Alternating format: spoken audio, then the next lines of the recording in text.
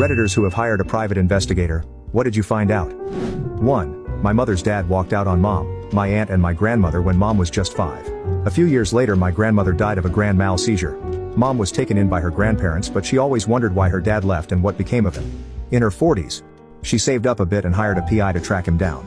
Turns out he moved over time from Pittsburgh to California where he wound up in prison for armed robbery and so other violent crimes. He died in San Quentin Penitentiary. I think mom got a lot of closure out of that. She was able to see that life would have most likely been even worse had he stayed. At least living with her grandparents, she was loved and raised to fulfill her potential. 2. My grandmother's first boyfriend after my grandfather died said he was a retired cop and a veteran. They enjoyed dancing to country music together and bought a new car, in her name though, even though she can't drive anymore. My uncle's hired a PI turns out. That old bastard had a habit of shacking up with widows and bleeding them dry. The boyfriend not the PI. 3. My parents hired a private investigator to find out who my online BF was when I was 13. The PI came back and told us